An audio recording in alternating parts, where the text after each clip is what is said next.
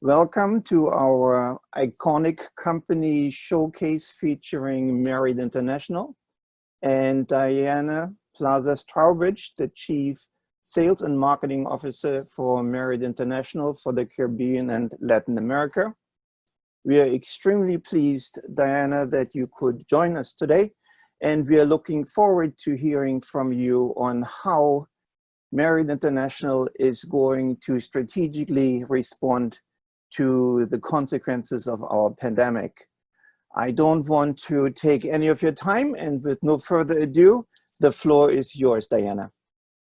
Thank you so much, Walfried, and good morning, good afternoon, good evening to all that are joining us this day. I'm very honored to be here with you and going to share with you some content, and if we would love to answer any questions you may have. So if you can use the chat panel, and then Walfried and I will go through the questions after the presentation. But if you see something as I'm going through the information, please just submit the question and we'll go through those at the end.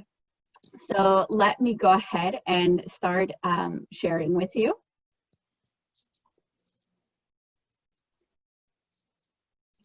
Okay. So as we mentioned, I am the Chief Sales and Marketing Officer for Marriott International, the Caribbean and Latin America. I have been with the company for the last 5 years, and I am a very proud MBA alumni. So I was in your shoes actually 5 years ago. So I had the honor of joining with FIU and visiting Russia and meeting many other students from around the world. So really glad to have this experience to share with you some information that based on my experience 5 years ago, thought it would be good to also share with you at this time. A little bit about Marriott. Obviously, we are the world's largest hotel company. We have over 7,000 hotels in over 100 countries around the world. And this year, in every single one of the conversations with any of our executives, with anybody in the company, any of our associates, what we hear is the fact that it is the most difficult that we've ever experienced in our industry, and obviously across many industries, and even for all of us from an emotional and personal level as well, as the world is confronting the impact of COVID-19. But one thing that always is in the back of our minds, in the back of every single one of our conversations, is this idea that we will travel again. Borders may be closed today in many places, airlift may have diminished, there's still some fear in many about traveling, but we know that the spirit of travel is always there. And this quote of the fact that the world is a book and those who do not travel only read one page really stands true, and it's about discovering new places, discovering new cultures, and the impact that travel actually has on our overall happiness, and the studies that have proven that as well. So what I'm going to share with you a little bit today is what we are seeing in regards to our business, what we're seeing in our countries, some of the data that we get from the IMF as well around recovery, the way that we've had to shift our strategy. And again, this is from our specific Caribbean and Latin America approach, but then also you'll see a little bit more about from a global perspective, and what we think about the future of travel and some of the trends that we're observing as well. And as I mentioned, open it up to you at the end for any Q&A you may have, and really looking forward to answering any questions you may have. So what is this new normal? When we started hearing about COVID-19 coming into China around January, February, and in many of our global calls, we started hearing about hotels closing down and just how China was completely on this lockdown. And I can admit it that, late February, early March, I was still traveling. I was in Brazil, actually, that first week of March, and we were running quite a few of our meetings and events. And it just seemed like COVID was this thing really far away that was not going to really have an impact on our business. And then mid-March hits, late March, and we are now realizing just the massive impact that this was going to have around the world, and again, in particularly on our business. And if you haven't had a chance to watch this video that I'm going to share with you next, I'm going to share with you a quick snippet of it, but our CEO, Mr. Arne Sorensen, has been a very visual face throughout this. And he has been covered across many of the media outlets. You'll see his posts on LinkedIn. You may see him also covered in Bloomberg and Forbes and many others. And the way that he is really ensuring that he's keeping our teams engaged, communicated about what the company's seeing, but also talking in the industry. Just last week, he was part of a Bank of America analyst panel where they were talking about just the overall impact on travel, but then also what he's been dealing with and the way that he's been carrying through our culture. And he's actually the first CEO that our company has had without the Marriott last name, but his partnership and alignment with Mr. Marriott is truly remarkable to see for all of us. So let me share with you a quick part of this video that he shared with us as we were entering what this crisis would become and what would really kind of put our company and our industry to a halt. So let me share with you. Hello, Marriott Associates. I'm here to give you an update on the impact of coronavirus, or COVID-19, on our business and the steps we're taking to respond to it. Because of the profound impact COVID-19 is having on so many of us around the world, this is the most difficult video message we have ever pulled together. Our team was a bit concerned about using a video today because of my new bald look. Let me just say that my new look is exactly what was expected as a result of my medical treatments. I feel good, and my team and I are 100% focused on overcoming the common crisis we face. Now let's talk about that crisis, COVID-19. Let's start with the health challenge itself. Across our company, the number of COVID-19 infected associates is low, and I'm grateful for this. I want to acknowledge the associates who are dealing with it as a patient, a parent, family member, or friend, and the hundreds of Marriott colleagues who are at this minute quarantined. Our well wishes and thoughts are with all of you. In terms of our business, COVID-19 is like nothing we've ever seen before. For a company that's 92 years old, that's borne witness to the Great Depression, World War II, and many other economic and global crises, that's saying something. But here are the facts. COVID-19 is having a more severe and sudden financial impact on our business than 9/11 and the 2009 financial crisis combined. The worst quarter we had in those earlier crises saw a roughly 25% decline in hotel revenues on average across the globe. In this case, which began in Greater China in January, we quickly saw a 90% decline in our business in China. In the 2 months since, we have seen COVID-19 extend to the rest of the world. In most markets, our business is already running 75% below normal levels. The principal challenge we face is obvious. Governments all around the world are taking the steps to contain COVID-19. The restrictions on travel, gatherings of people, and required social distancing is having an immediate impact by depressing demand for our hotels.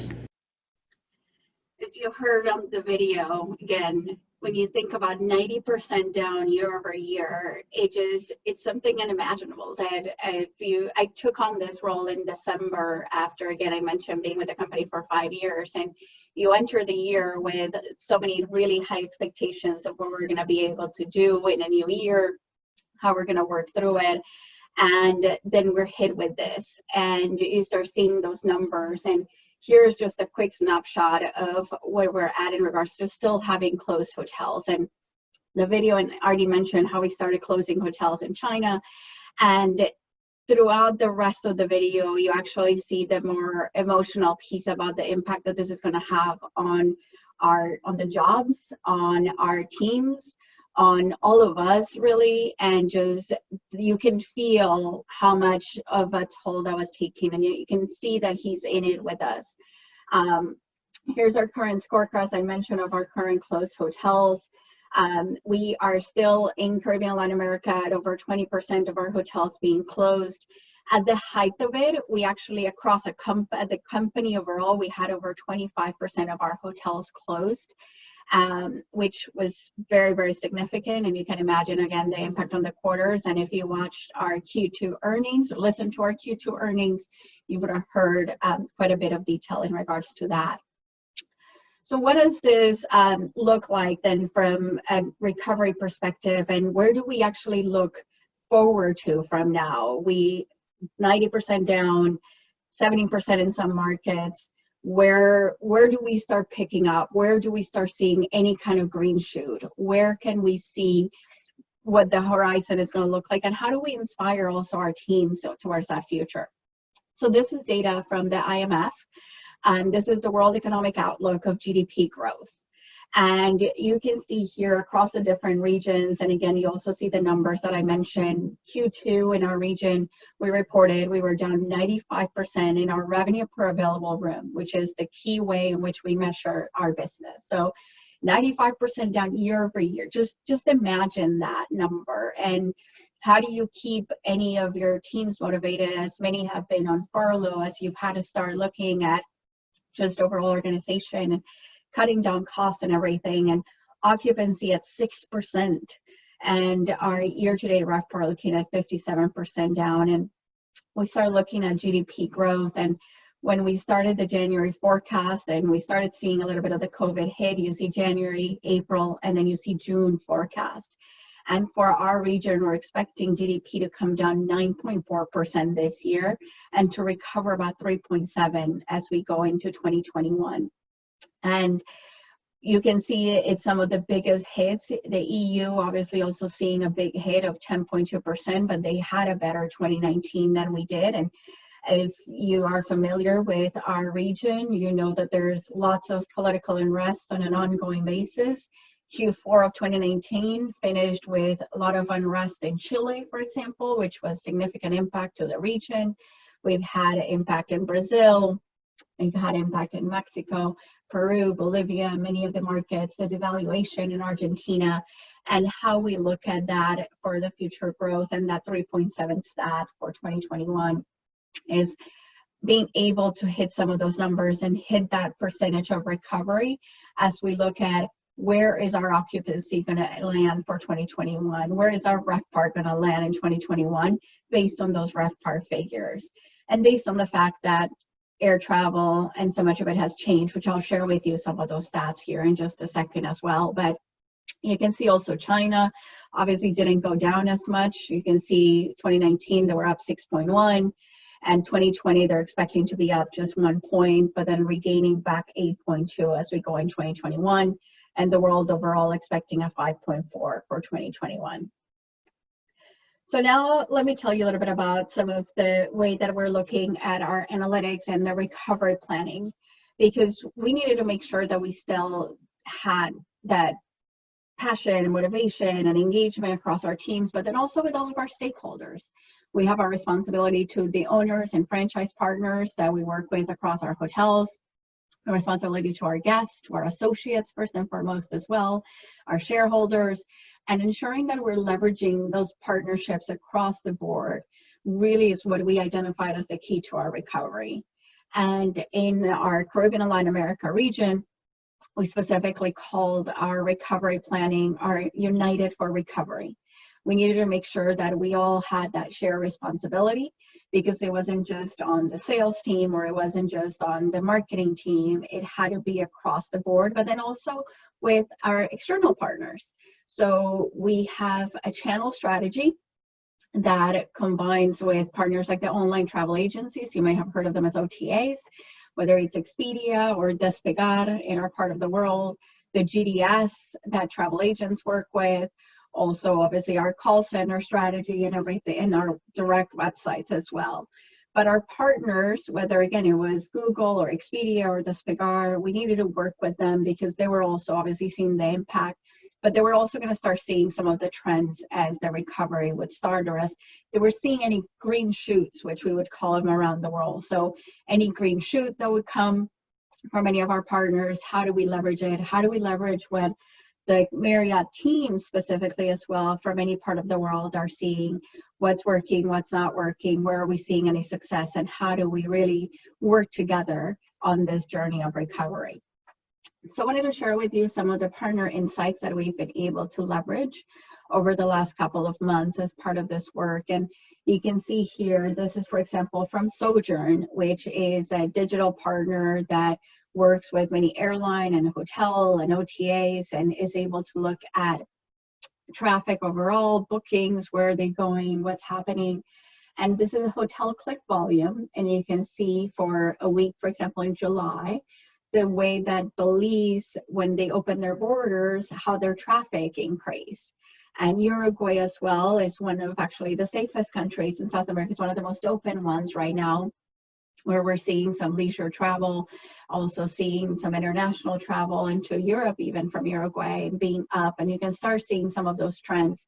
And then those that are just remaining definitely close to other markets and where we're not seeing volume. But how we start getting some of those signals, how do we start being able to act on them and being able to support our hotels also in those individual markets around that.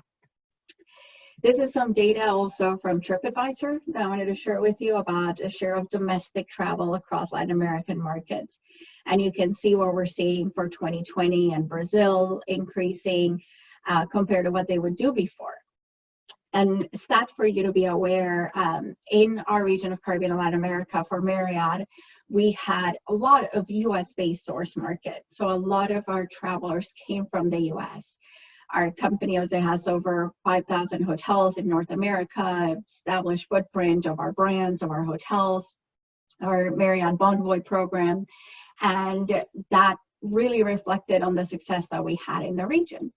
With COVID-19, and again, the closure of borders and the change in behavior to do more local travel, we immediately saw that a lot of the guests, a lot of the travelers in our countries were now reflecting in. And from that, we started to see more of the staycation idea, or even this local explorer. Many of us that love to travel would usually think of our vacations as going somewhere overseas. I can tell you from personal experience, I had an entire vacation planned to Africa this year that obviously changed. And now is, how do we explore our backyard? How do we get to see more of our own countries? How do we see more of what it has to offer? And how we can experience that with our families because of that entire change in behavior that we've observed. So you can see for the holiday periods now, where we used to see more international travel, our countries, and here an example of Brazil, Argentina, Chile, and Colombia, seeing this December stat now growing considerably versus 2019. Another stat that I wanted to share with you comes in regards to also these daily domestic travel searches. And you can see here how domestic trips 1 to 7 days out and 90+ days out are actually the most popular amongst people in Latin America. Before, you see some of the spikes, but we would really kind of hone in for the resorts over the 60-day mark. And then for business, it was a little bit more around that 8 to 14 as well as 15 to 30. But now those booking windows have also changed as travelers want to stay closer. And here's the way that we've looked at the different verticals that we look after. So luxury, we have an incredible luxury portfolio across Marriott International. And in our region, I'm very, very proud of the luxury hotels that we have. And we were seeing an increase in luxury transient leads and bookings, and we've seen this around the world. Last minute trips that happen in July and August, but customers definitely showing interest and to take for the holidays. On the leisure side, we've launched a program called our Breakaway program, because since there was no corporate travel, when you can see that here in this business travel column, we wanted to make sure that those same travelers that would do 100+ nights a year with our hotels, now they may want to do similar of this leisure type of experience. Working with our partners, with the airlines, with the banks, tourism boards, wholesalers, to really hone in on this leisure demand that normally we were seeing so much of our group business, so much of the more special corporate business, and we wanted to drive further in this space. And then business travel, as I mentioned, it really still remains very, very restricted. And our global sales organization, it's an incredible team all around the world that handle all of our top corporate accounts. And we're still seeing that a lot of that is still limited to very essential travel only. As you can imagine, many of you work for some of these corporations, and the impact on it, the whether it's on the liability side or just overall the financial impact. It's just that need to hold back and kind of wait and see as well where things are, how things are moving along in the different countries. And then the fact that some customers do express the need to travel and have some of those in-person interactions. And I was actually reading a newsletter yesterday that was talking about being zoomed out because we've just been doing so many Zoom meetings, and those of us that were so used to traveling and in-person meetings, just when do we hit that point? When are we able to kind of start doing that at a certain level in a safe space, obviously not risking our teams, not risking any of the safety, but ensuring that we're doing that when it's necessary. And then groups and meetings is a big one. Customers, we hear from them, they expect transparency, flexibility, and creativity in how groups now need to look. When you think about the 6-foot distancing, when you think about the fact that we now have these barriers in a lot of spaces, no buffets, for example, how do you evolve the buffet? How do you evolve a celebration, even a wedding, for example? And how do we adjust and adapt to that? We heard that the customer today really wants to make it as easy to book with as possible. They're looking at more and more hybrid events. We actually had a great article written about an event that took place at Ritz-Carlton in Aruba. It was an incentive trip, and it included some of those hybrid models as part of it. So ensuring that we're able to have that for our guests continues to be extremely, extremely important. And then last but not least is just planning meetings in this new normal in destinations that they trust and destinations that can show the full journey. So this is key, is we've seen a lot of interest for some of the islands in the Caribbean, for example, that have been really recognized for not having many cases.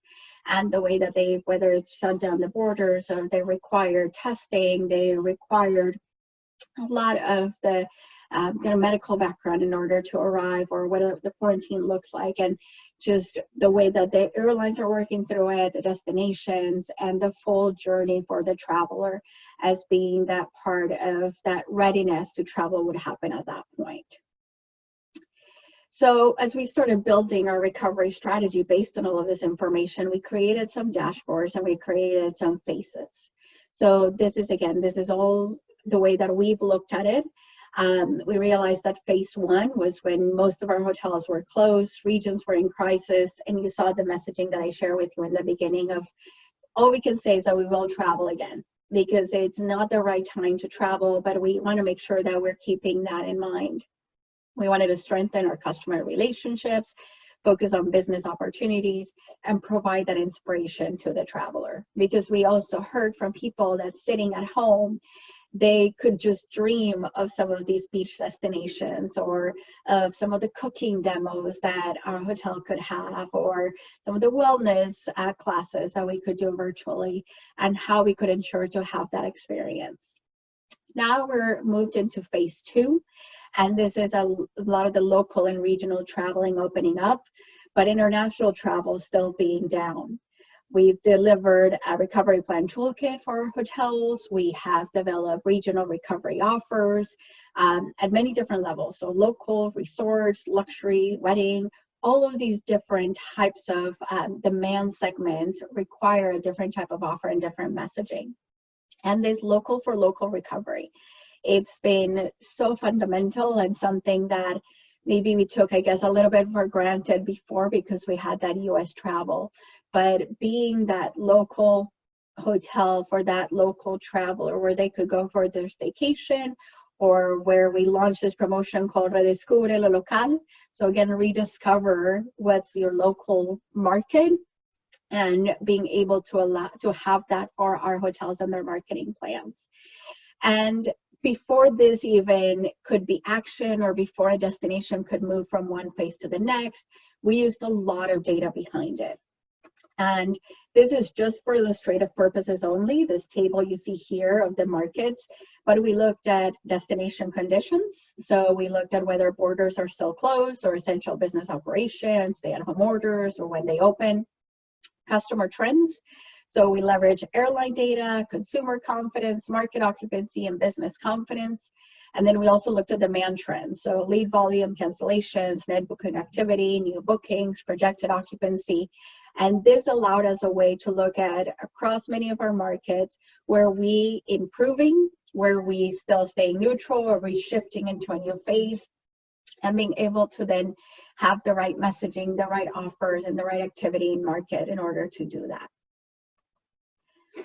So with that, we had to do a big strategy shift because we had all of this data. We were also getting lots of info from our consumer insights teams and from our partners, whether it was Accenture or PwC and Deloitte, about what they were hearing from the customer. And then this idea of safety and cleanliness really rising to the top of their priorities. And from there, we launched our commitment to clean. So let me share with you a quick video around our commitment to clean and the way that we've messaged around that. For over 90 years, Marriott International has been dedicated to taking care of our guests with a focus on quality, exemplary service, and trust. Today, these values are more critical than ever. As we welcome you back to our hotels around the world, we are committed to providing you with a safe environment that aligns with expert protocols for working to defeat COVID-19. With consultation from our experts in public health, we are redefining our cleaning and safety standards. Starting with our public spaces and high-traffic areas, we're going above and beyond our normal protocols. We are cleaning surfaces with increased frequency, dedicated staff, and recommended cleaning agents. Hand sanitizing stations are being installed at hotel entrances, at our front desks, our elevator banks, and meeting spaces. Signage in public spaces will remind our guests to maintain social distances. We will be adding partitions at check-in to provide extra level of precaution for our guests and their associates. In our guest rooms, we have added to our rigorous protocols, ensuring all surfaces are thoroughly cleaned with hospital-grade disinfectants. And we will be placing disinfecting wipes in each room for your use. We're rolling out enhanced technologies, including electrostatic sprayers, to sanitize surfaces throughout the hotel. Our mobile technologies provide reassurance and distancing options for guests. In over 3,200 hotels, your phone can be used to check in, access your room, and order room service. It can be specially packaged and delivered right to your door without contact. We will actively monitor and evolve our solutions to ensure a continued focus on the health and safety of our guests and associates. So when the time is right, we're here, ready to welcome you back. I'm Bill Marriott, and you got my word on it.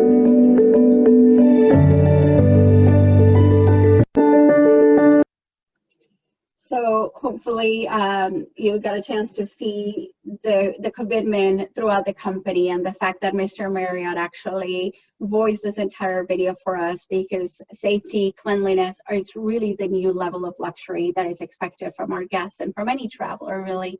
And our commitment to clean, the way that we've reached out to experts, whether in academia, in the medical field, and industrial fields, and really working with them about what our new guest journey was going to be with this new commitment. And here's just some samples, some of the work we've done, and the way that we showcase our arrival spaces, the front desk. You saw about the partitions in the guest rooms. If you've stayed at any of our hotels the last couple of months, you may have seen a lot of this already. Also in regards to our restaurants and bars, the move to, for example, using QR codes for the menus and things like that, and spa and fitness, as you can imagine, major changes in regards to those spaces. And then from a pool and resort perspective, this is something that was really key for us in the region and in the Caribbean, Latin America, where we have such a big resort portfolio. And the guests are going to those resorts because they want to enjoy the pool, they want to enjoy the beach, they want to be able to just relax and take their minds away from all of everything that is going on. And being able to ensure that they still have the safety protocols, and making sure that we're still able to protect also our associates, obviously, as part of it too, has been incredibly fundamental to it. And it's something that we continue to review on a very regular basis with our hotels, with all of our associates, with our guest voice survey. So we reactivated all of our guest voice surveys, and Those are closely monitored by operations team. What are the guests saying? What are we looking through in the verbatims? What needs to be adjusted? What has to be bubbled up to leadership? Where do we need to communicate further in advance with the guest?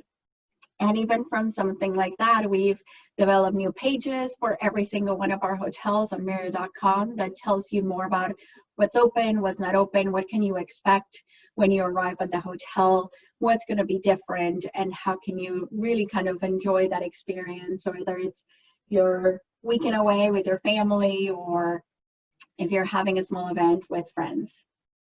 So this became our new messaging platform. And we wanted to make sure that we were communicating throughout our entire funnel. So we wanted to make sure that from a brand awareness and inspiration, we still had that brand messaging, that we had enterprise campaigns that were in the browse and the shop, but also if a customer was ready to buy, they were able to do that. And as part of also our recovery toolkit, we wanted to make sure that we had that commitment to clean messaging, as well as that funnel that you just saw, really embedded across the entire consumer operations team for the Caribbean and Latin America, across our sales, marketing, and revenue management organizations. So we really did this major shift in strategy as part of that. And this is a quick snapshot of what our toolkit to the hotels look like. So we wanted to make sure that they knew that the different segment strategies, what was available for them from a group and event perspective, what do we have on the distribution side, on communications, restaurants and bars, etc. Because we could do some of the work centrally, but as I mentioned, the recovery is happening locally.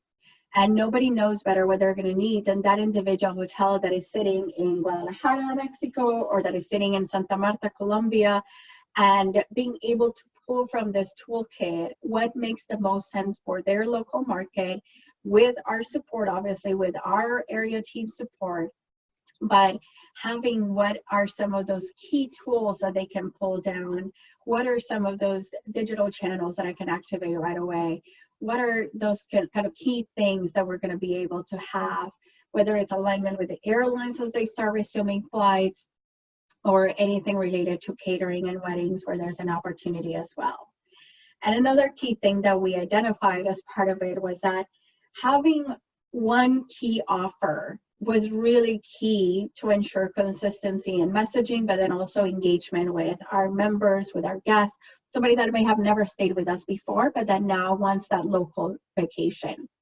And we leverage those primary offers across our hotels with all of our channels, whether it's in social media or with the property teams, our e-channels. And we truly have heard back from the customer that this is a lot of what they want to be able to see. And we heard back from them as well about it. So I wanted to share with you some of the testimonials that we've heard based on the activities from that toolkit that our hotels have put into place. You can see this customer in Costa Rica said Marriott so far has been the only lodging company that has been with us during the pandemic, having such great activities for all our travel agents, even though we're generating a lot of revenue now. But it allows you to be on the agent's mind and think about you once those uncertain times end. Customer in Peru, this is an amazing way of recognition to our company. Thank you, Marriott, for your good service. We always receive wonderful comments from our travels about your hotels. So we needed to stay engaged also with those travel partners in order to continue to build that trust and that confidence, not only on our commitment to clean, but also the fact that we're together in this, that we are in this journey and that we need to make sure that we're working together as part of it, keeping them informed, keeping them aware of any changes, of any offers that we may have, of any opportunities. And there has been a lot of just incredible best practices that have come from our hotels, like doing site visits, for example, now virtually, where we used to always mention that in any of the sales strategy calls, but now be really seeing them come to life and seeing them in action and how incredibly productive that can be as well. And as much as we want to see people face to face, it was also nice to know that technology really helps us bridge some of those borders and that it's helped us keep those relationships alive, keep that engagement, and help us also in that recovery of the business as it starts coming back.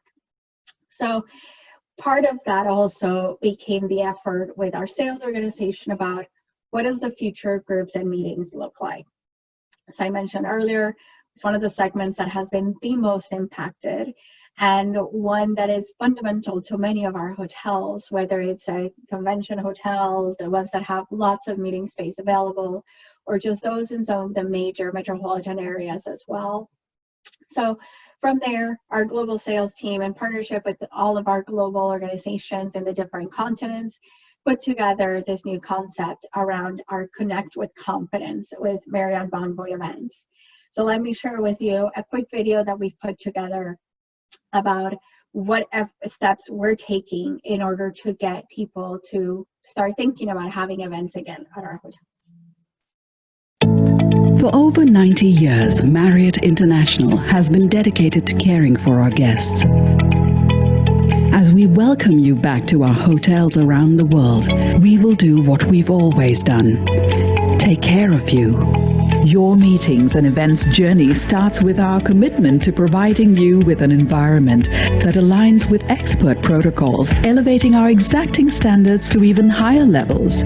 We are redefining spaces and making thoughtful enhancements to every step in the process. Preparation is key. High standards of protection protocols involve each partner working together, from larger organized movements down to the smallest details. When you step through our doors, check in fast and hassle-free. Or if you prefer, unlock your stay with the Marriott Bonvoy app on your mobile device.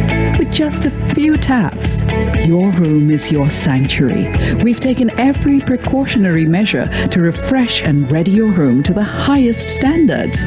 Choose to register virtually or on-site on the day of the event. We're ready, focused on setting you up for success at every touch point, committed to creating distinctive events. Inspire and effectively engage your attendees as we continue to work behind the scenes to give you peace of mind. When it's time for a break, your attendees will have their own spaces to enjoy their coffee and indulge in nutritious snacks with individually packed treats and pass-around drinks. Our food and beverage setups have been redesigned to maintain appropriate distancing. When it's time for lunch, savor our signature menus tailored to exceed your expectations. Count on our classic handcrafted beverages to lift your spirits. Indulge yourself with exquisite culinary sensations, all prepared and individually portioned to perfection behind the scenes. We will continue to evolve our solutions based on local government and public health guidelines, with continued focus on cleanliness, quality, and exemplary service. Your welcome awaits.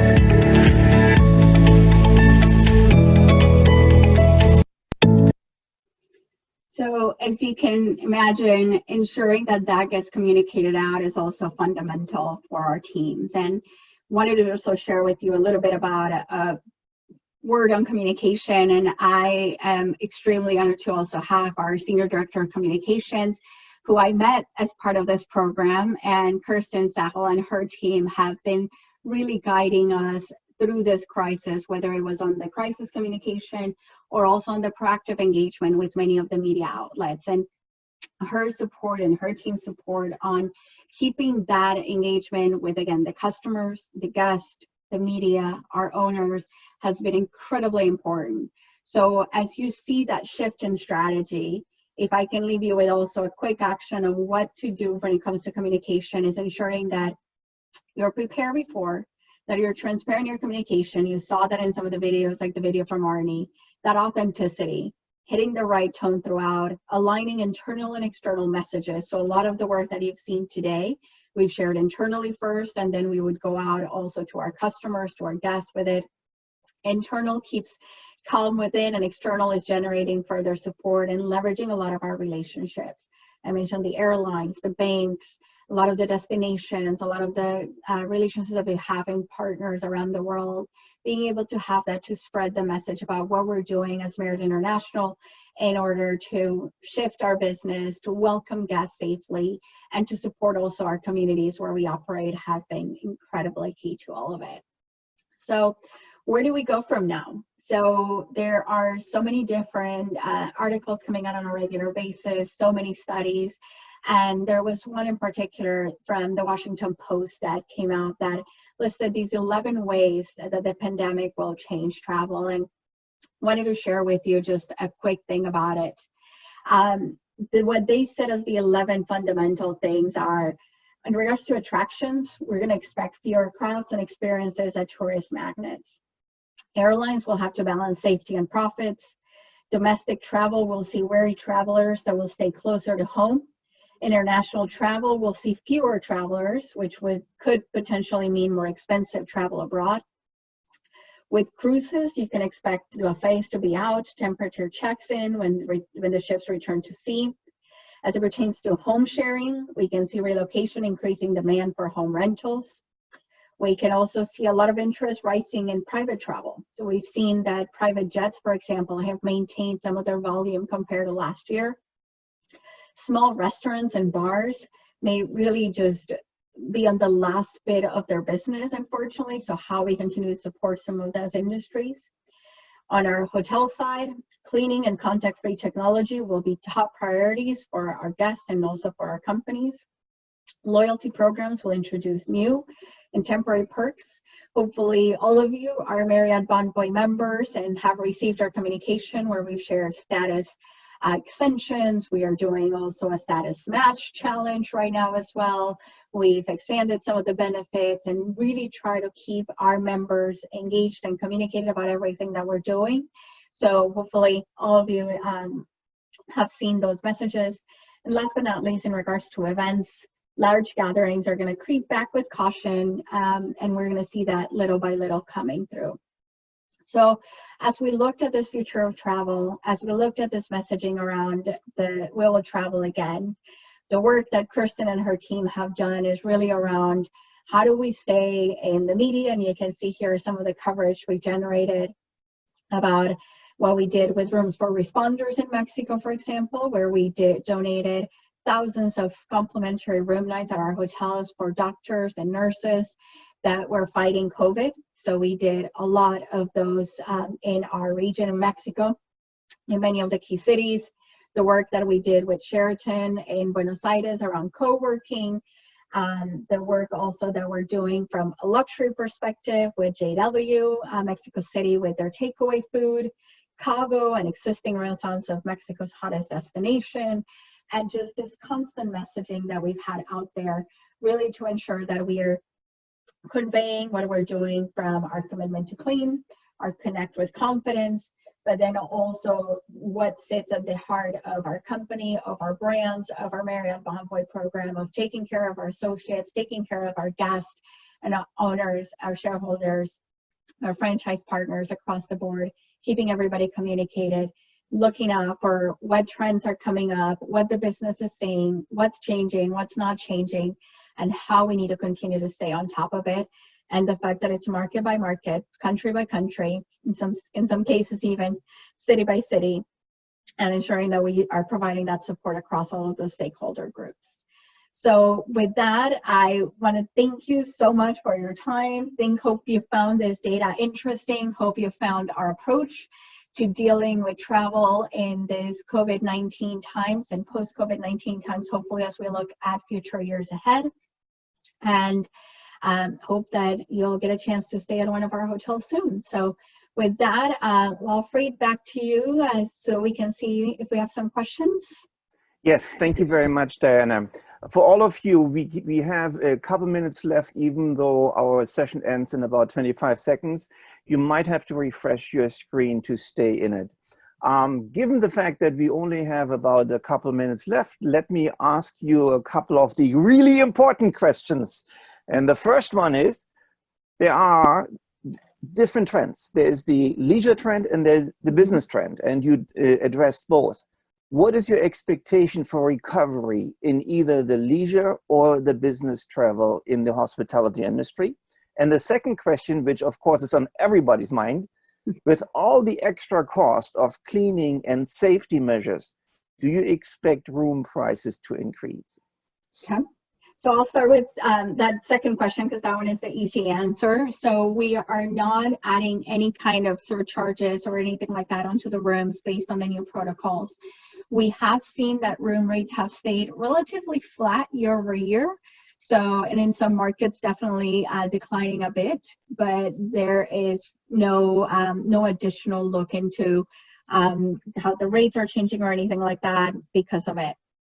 On the recovery side, we are definitely seeing leisure is the one that is coming right back up.